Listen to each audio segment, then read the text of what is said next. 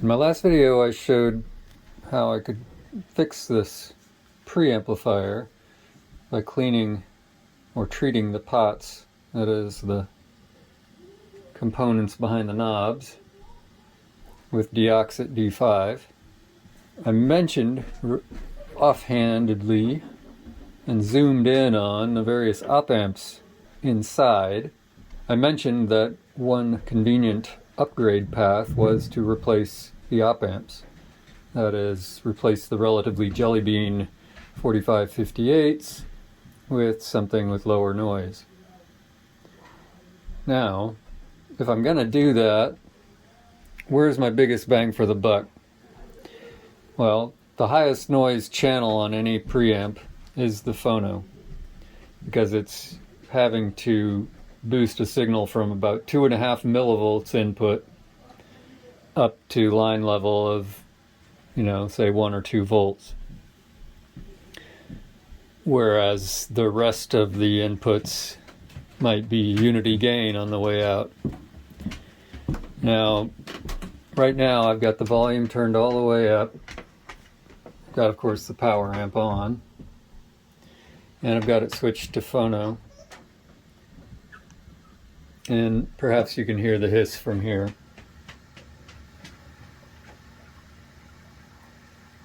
Now, listen to what happens when I switch just over to CD.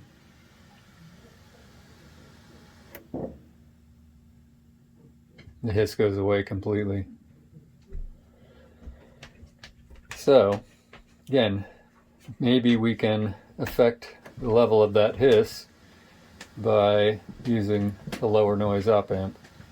And I just happen to have some lower noise op amps on hand.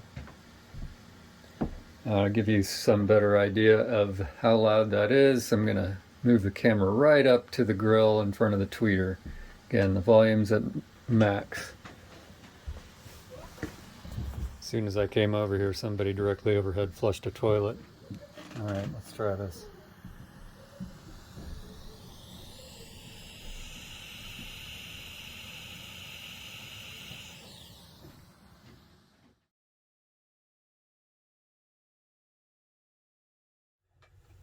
Alrighty then, let's get to it. This should be a relatively quick job. Got my iFixit set here of this thing.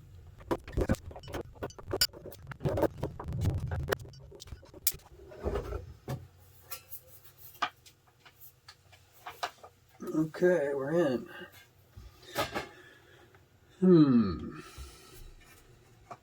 Okay, just checking it out here. Bottom does not come off. This here is the op amp that I want to replace.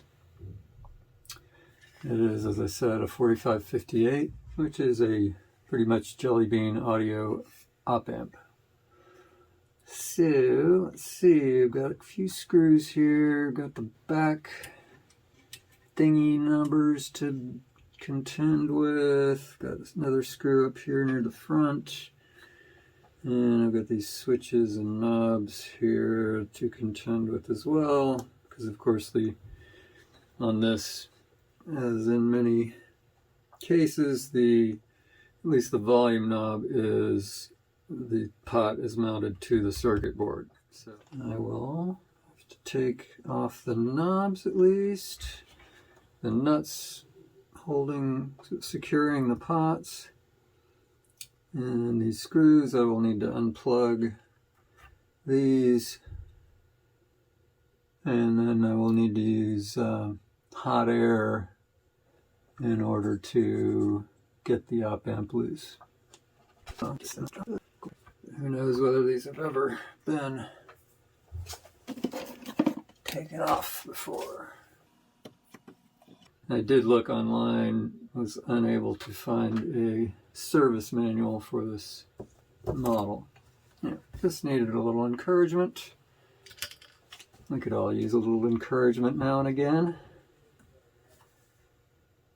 There we go. 5-in-1 tool strikes again. Love this thing. like my most commonly used tool ever. All right.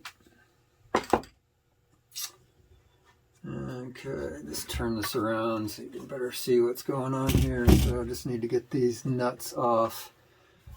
And of course I'll need to get these screws out. And that might do it, although it's going to be a trick I predict to maneuver this out of where it is. There are clips built into the back, looks like, holding these on up. Each one of these has a screw, so I'm going to need to remove all the screws on those jacks, because again the jacks are mounted to the circuit board. Alright, let's see. Go ahead and use a crescent wrench, otherwise known as a spanner. Get these nuts off, being extra careful not to mar the front plate. Not like this is a high dollar piece, but it just in general, want to be real careful when you're removing stuff from the front plate not to scratch it, because that's like the thing you can't undo. Cosmetic damage to the front plate, can't undo it. So best be in the habit always of being extra careful when dealing with hardware on the front plate. Tilt the screws on the back. Guess I don't want to flex that too much. I don't want to put too much torque on that, on the joints, on the solder joints. I'll probably go ahead and retouch all the solder joints on the bottom in any case, but if you don't know, when you're servicing or upgrading or overhauling or refurbishing or restoring a piece of equipment, generally good practice I find to retouch all the solder joints if possible. There may be some that you just can't get to for whatever reason, but it's like it's a bit tedious in terms of the effort, but it's not so bad.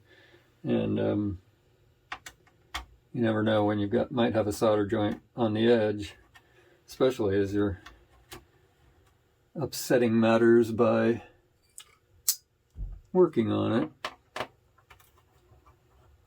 And just in general, you can think of it as contributing to the longevity of the device. I'm going to just need to take that back plate right off, I think. I think that's the only way this is coming out. Alright then, so be it. Want to be real careful not to strip screws. That's why one of the reasons I really like this iFixit set. You've got something like 64 different bits to choose from, so I can generally have a real good fit to whatever screw or bolt I'm trying to get out, and that reduces the chances of stripping the heads. Slow, patient, smooth, all that. Take her easy there, buddy. Just want to see whether the resistance to it coming off is just a matter of cables flexing. This one in particular is a bit of a problem. These ribbon cables are already pretty tight. They can be undone, but can't really get to undo those without taking these XLR, I think that's the right word for it, these XLRs off. So I have to unscrew those, I think, in order to get the back off without too much hassle. No problem. Yeah. And it's just the power wires on the other end that are pretty near their limits. I've if I need to get it further off, which I don't really. I just needed to get it past these jacks. But I could give myself a bit more slack by cutting these zip ties. But I think I can get away without. Is this going to come out for me or not? I've only got 3 screws out of the circuit board, because I think the 4th would be where this switch, this tape monitor switch is here. But it's sort of acting like it's anchored here. Crap. There's the mystery anchor point. Oh, I bet these switches are glued. Might be. There is a piece that is glued. I'll probably have to pop that glue. It's old enough to be worth removing anyway. Let's see if that helps. Not really. Let's see if there's anything screwed in from the bottom. No, I don't think there is. Although there's the feet. Yeah, but I can't get the feet off anyway. I don't have screws. I just have to patiently figure it out. 3 in the back end. 3 to somewhat rotate here about the. Oh, there's glue holding this switch. Maybe. And that didn't do it. This part here shouldn't be the bugaboo, because this is not even attached to the circuit board, I don't think, except through this ribbon cable. Why this is stumping me. I'm going to take off the front plate. Which means taking off all the knobs. It's alright, needed to wash the knobs anyway. Of course, each one has a nut securing it.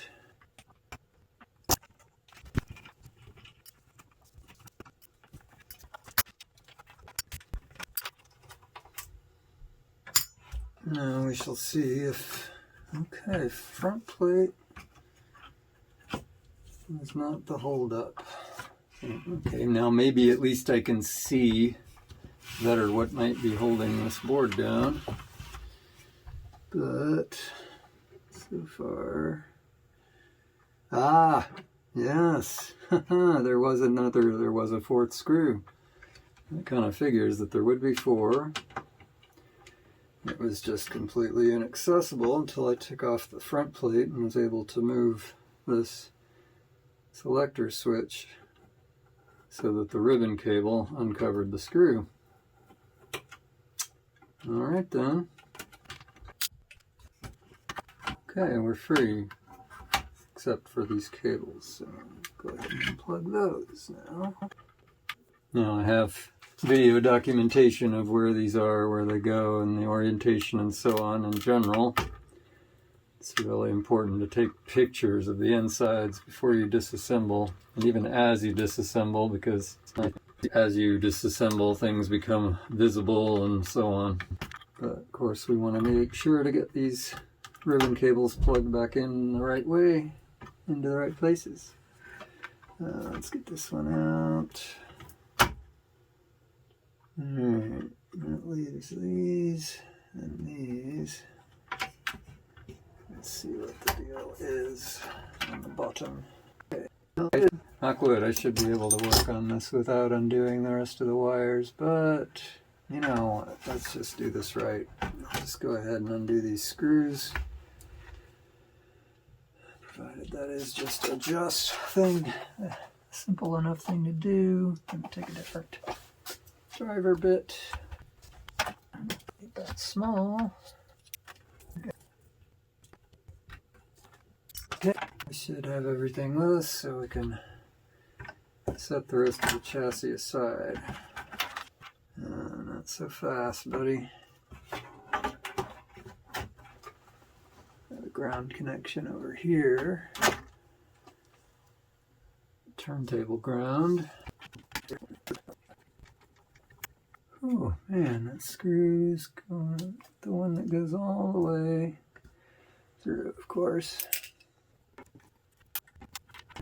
Phew. Okay, now we should be free and clear. Yes. And we can set the chassis aside. Here's the op amp, and I'm going to need to use hot air to get it off. In general, this sort of sucking the solder off isn't an effective way to get an 8 dip or a dip 8 or whatever chip off. You need to have all 8 joints heated at once. The only really sure way to do that is with hot air.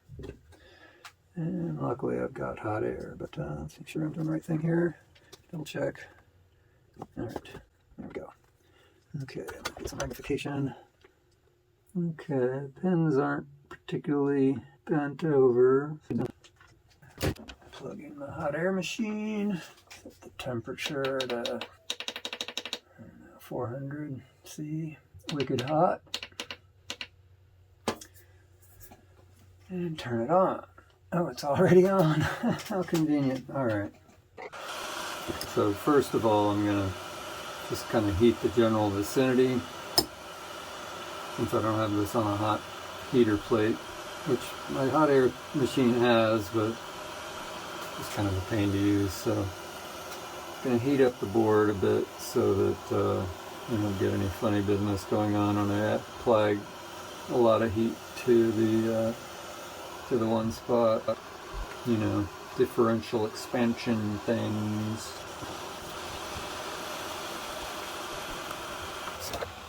Still on there. Oh, great. Smoke off the board, that's always a nice sign. Not. It's not wanting to let go easily, so I have to wedge the tweezers under there, give it some more heat, and pull it off. Didn't want to let go. Come on, man. There we go. Alright. Now, one of the things that I'll do is, in case I or a future owner of this device wants to do some op amp rolling, as it were, I will put in a socket, an 8-pin socket, so that the op amp can be replaced without having to heat it or the board. Alright, well, there's our 4558 liberated. Now let's get the replacement gear. Alright, pause the video to find the op amps and some other things. I'm sure you're all dying to know what sort of super high-end audiophile op amp I'm going to use. My favorite op amp is the 2068D, in this case, JRC. Test results I've seen show that it is marginally better in terms of noise than the 5532. These are sort of standard higher end audio op amp. And things like the LM4062, I believe it is, or whatever, you know, and the various OPA bloody-blahs provide no significant improvement over the 50 cent or $1 or whatever 2068. Here's my socket. And that might go in already, that might not. Probably need to actually suck the solder off the bottom first. I wish I had a higher tech device for sucking solder, but I don't. Maybe I'll get one for my birthday.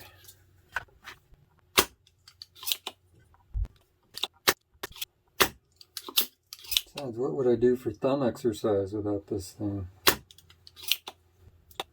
Okay, that should free up those holes enough. Really suck it in and solder it into place. I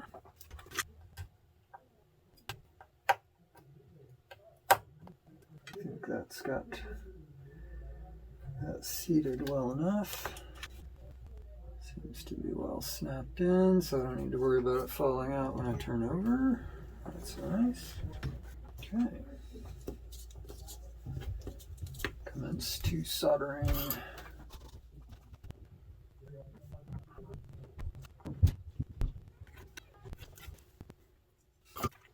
Inspecting the joints.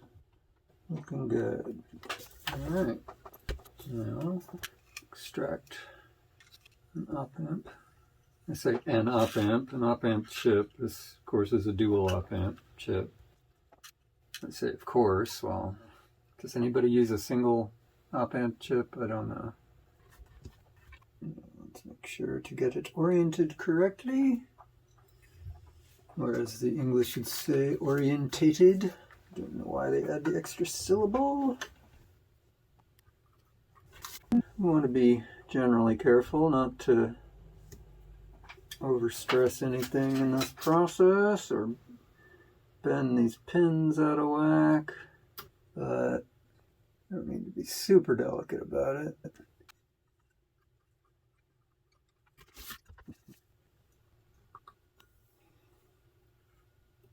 Okay, I think I've got all four in the hole. Let me check before I shove it all the way down in there. Yep, looking good. And there we go. So again, why add an unsoldered extra thingy?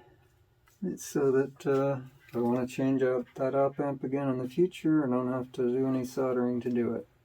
Alright, now I've got more. I could replace more of these op-amps, but I don't have a particularly good reason to choose any one over any other. So I think I will not replace any other. They're all 4558s except this one on the output. It's a 4556 AD, which is a higher current op-amp. Oh, I did say I was going to touch up solder joints, didn't I? There was something that I was forgetting. Hate to introduce noise, but getting tired of using the no breathe method of avoiding solder fumes.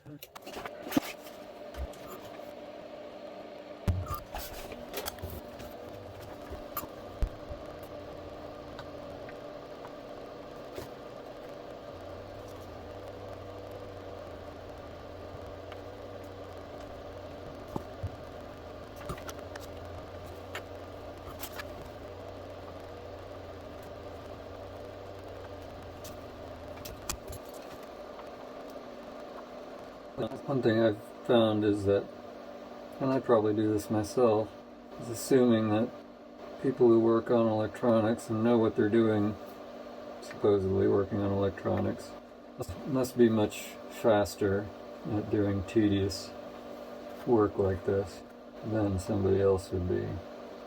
Nah, not really. Not so far in my experience. This is just tedious. It just takes the amount of time that it takes.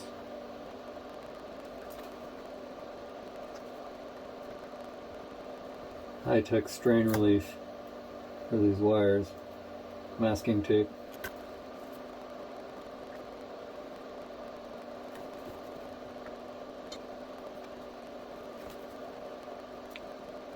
And myself, of course,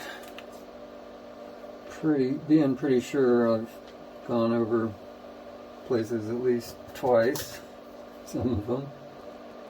Oh well. Now there can be components about which you want to be particularly careful in this kind of process. Those being particularly polystyrene,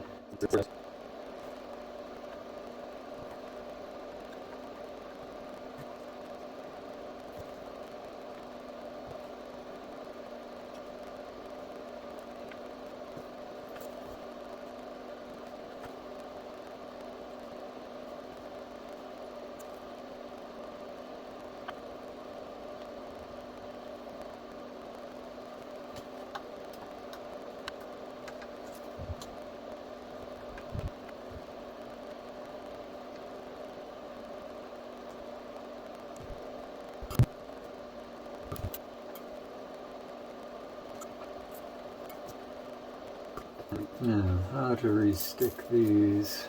I will use my special glue. Peel off the old stickum if I can. And use a special silicone glue that is guaranteed, or what, I don't know, guaranteed, but yeah, not supposed to. Guaranteed not to corrode anything down the line. In that case, this is the 388 electronic grade silicone. And of course it tends to solidify. In this case, the plug is deep. Usually it's right near the surface and not so hard to get out. So I'll replace the tape with new tape. And I managed to get these glued back on, but not without actually poking a hole into the tube. That's where I got the glue out. Full disclosure. People think that people who do electronics must just have easy, nice ways to do tedious and difficult things. It's just all tedious and difficult. It's just all tedious and difficult. And you just either you can deal with that or not, you know. Like the previous thing I did was go through and resolder every joint on the board. And it's just, you know, it's just like, it's old, it's been, who knows how it's been treated. There might be joints that are already cracked or ready to crack, and you know, solder's brittle. So as long as I've got it out, it's tedious, but I mean, and I would say that's one reason to, like, if you're gonna get used stuff and you see it advertised as serviced versus advertised as being restored, that restored is a whole other level better than serviced. Serviced means somebody's gone through and fixed whatever's broken. Yeah. Whereas restored, typically somebody will have done the kind of thing that I just did, which was, I mean, that is not a guaranteed thing that people do, but in general, restored means that they have taken care to make sure it will last, again, as long as it has lasted so far. Serviced is like putting Bondo on the side of a car you just took. Yeah. That's what it sounds like. Well, it's like the difference in a car between serviced and overhauled. You know, service means, okay, you change the oil and, you know, like, make sure there's nothing broken. But overhauled means you've gone through and, like, replaced shit in general. Yeah. Alright, I think this is ready to put back together. Oh wait, I forgot to do, I haven't done this board yet. Go ahead and do that too. Again, it's tedious, but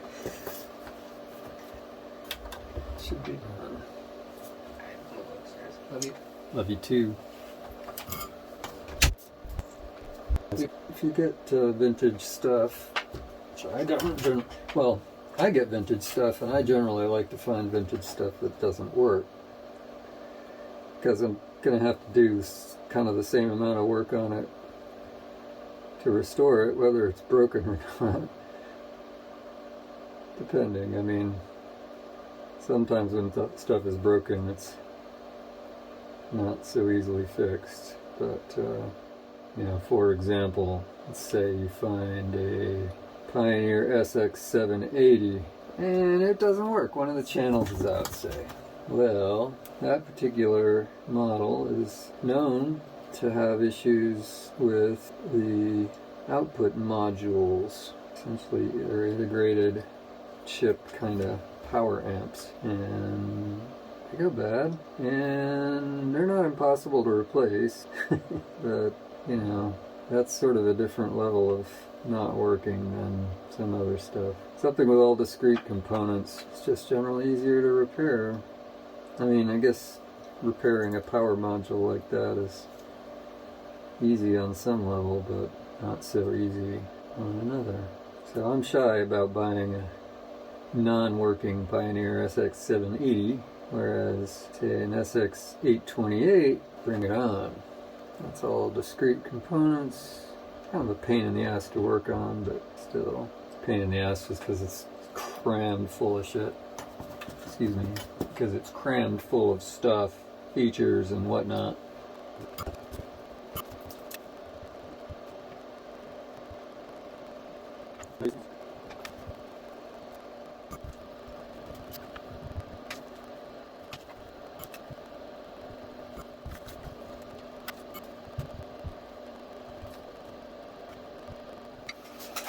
Alright, let's put this thing back together.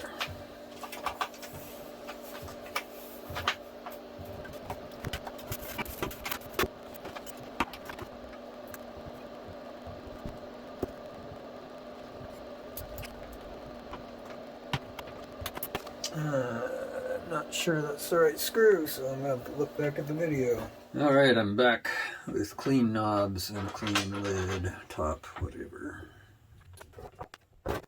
Alright, we're almost there. It's exciting. I'm going to get to play it. Hopefully I didn't screw anything up. It'll play with no problem.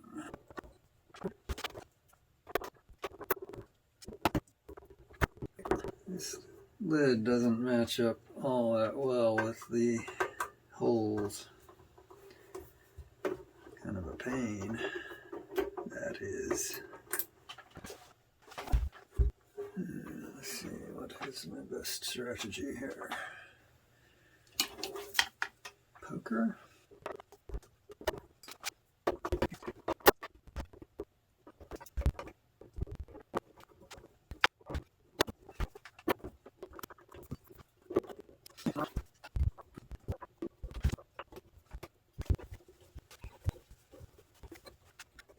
Trick with knobs is just getting the indicators lined up reasonably well.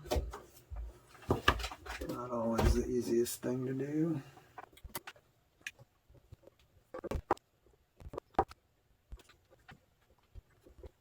Alright, I think I'm done. Let's see if it did any good. Alright, got the unit back here. And I just need to plug everything back in.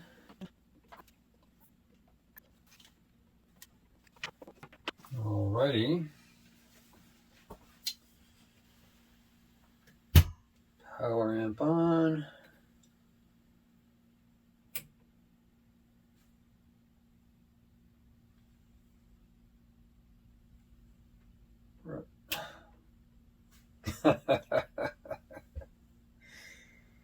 I remember all those ribbon cables? Maybe you already noticed this. I didn't plug those back in. So, gotta take the top back off and do so. Here we go again. Let's just unplug that. I'm going to read the caution sticker on here. It says, caution, risk of electric shock, do not open. Caution, to prevent electric shock, do not remove top or bottom cover. No user serviceable parts inside. Refer servicing to qualified service personnel. Let's see. Warning, to prevent fire or shock hazard, do not expose this appliance to rain or moisture. Caution, to reduce the risk of fire, replace with same type fuse. Caution, disconnect supply cord before changing fuse. The apparatus should not be exposed to dripping or splashing, and no objects filled with liquids, such as vases, should be placed on the apparatus. So, there you go.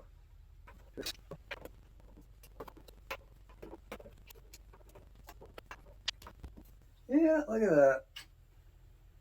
And of course, primary power as well. These are all pretty straightforward. That is, they've retained their shape such that the position is easy.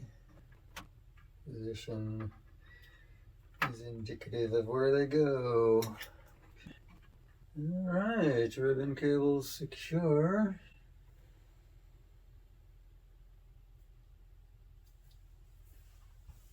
Top back on.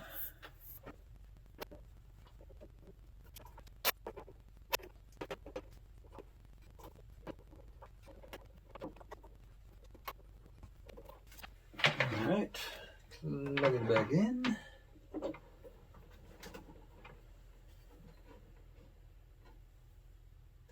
Power amp.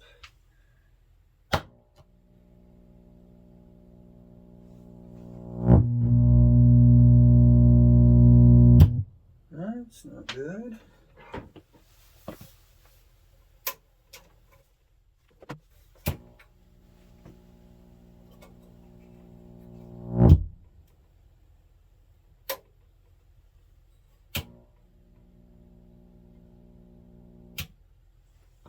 Oh boy. Alright. It would appear that I have screwed something up.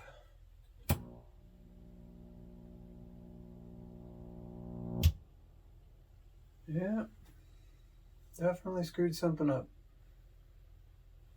Guess it's back to the bench. Off camera, I took the top back off, of course, as you can see, and looked inside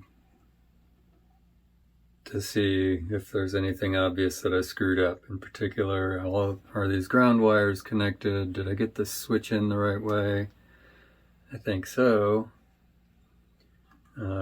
Are all these ribbon cables in securely in the right orientation? Again, the answer appears to be yes.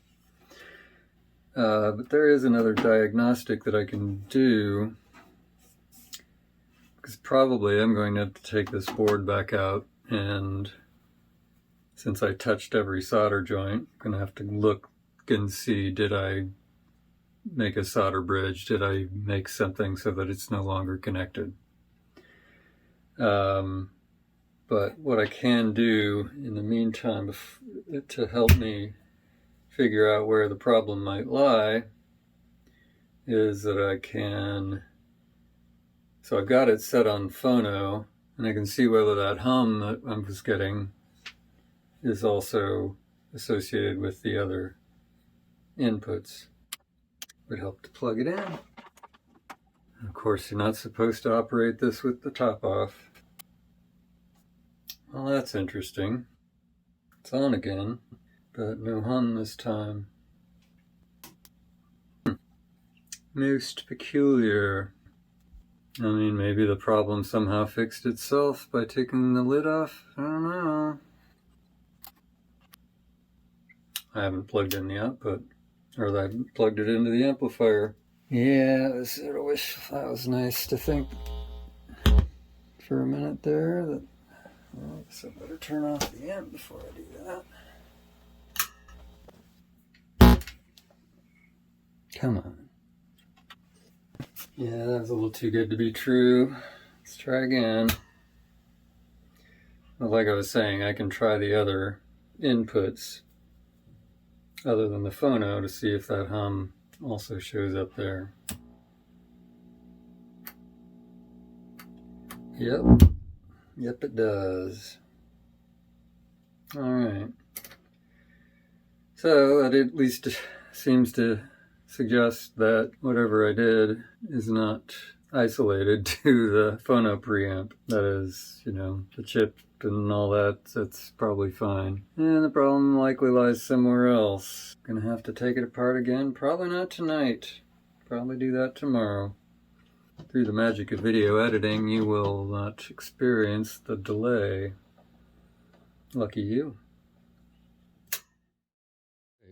It is the next day. Just a split second for you. What did I do? I decided not to film it, but I took this board out again. And this time, instead of just retouching all the solder joints, I sucked the solder off, the old solder off, and put new solder on all the solder joints. Did the same with this little board here. I'm hoping that I had just not done a good solder jointing job previously, and rather than fully reassemble it and take it back out to test in the test rig, I'm going to test it in here with the oscilloscope to see if that loud hum is still going to be coming out of the outputs. Plugged it in, not yet turned it on, and I need to look at both channels because I don't recall for absolute certain that the hum was on both channels. I should say the other things I looked at when I took the board out. I checked the main filter capacitors here to make sure that those hadn't failed. They were fine. Should be able to now just turn it on and watch things go haywire if things are going to go haywire. Okay, so far I don't see any haywireness. I'll zoom in on these waveforms such as they are. Turning up the volume. It is giving me, I've got a 60 hertz hum on both channels, one more than the other. I'll try pulling the power on this. Okay. Now, I'm at 20 millivolts per division. It's relatively small. Don't like to see that, but that is not what we were seeing yesterday. It is also responding to the volume. 60 hertz hum is a bit weird. That obviously 60 hertz is what is the frequency of our mains power. Typically, and I think what I was getting yesterday was 120 hertz hum. That is, once you rectify the signal, your remaining ripple becomes double the frequency, 120 hertz. Right now I'm seeing 60 hertz, which indicates that it's not a problem with the rectifier, that more likely I'm getting some kind of interference, crosstalk between the AC power and the output, which is not awesome, but at least it's different than what we had yesterday, and it could also just go away once everything is battened back down into its correct configuration. You know, I could be picking up antenna sorts of effects. I don't know, let's just see if I can change it in any way. Yeah, you can see as I move this ground wire around, the magnitude is affected. Not hugely, but somewhat. Okay, actually it's when I ground myself that the signal is getting smaller, so I suspect that this is not anything that I should worry about at this point. And I think I'm just going to call it fixed, put it back together, and then hope for the best. Since you've watched me putting it back together and taking it apart a few times now, I will spare you that. And I figured I would check it one more time before I put the lid on. And so we see our 60 hertz-ish noise again, but now it's down at magnitude of 2.1 millivolts on channel A. So that's not a problem. Alrighty, put it all back together one more time and we shall see what we shall see. Keep fingers crossed. Alright, here we go. I believe everything's plugged in. And let's see what happens. Fingers crossed.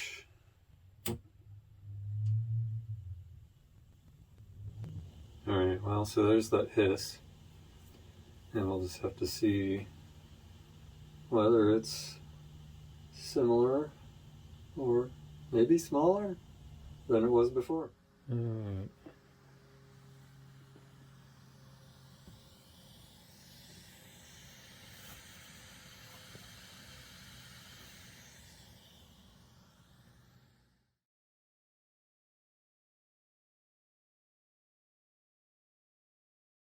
So what's the final verdict?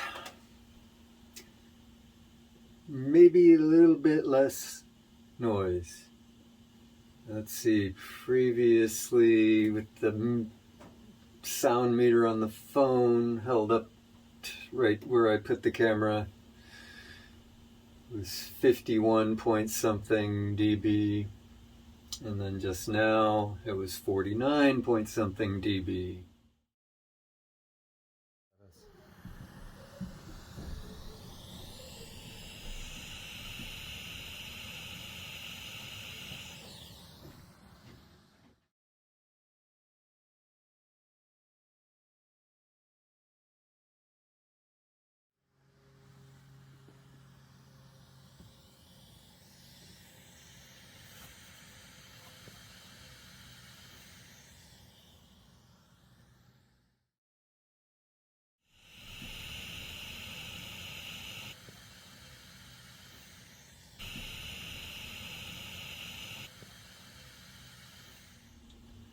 So maybe that's a 2 decibel loss of noise, which is good.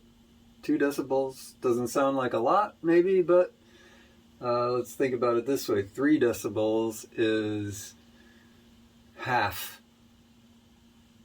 So if I cut sound pressure level in half, that's 3 decibels down. So 2 decibels less than that, but provided that I trust the results, it is a measurable improvement, which is nice. It's nice to have a measurable improvement, especially after all that work for what was supposed to be an easy upgrade. Now for the real test.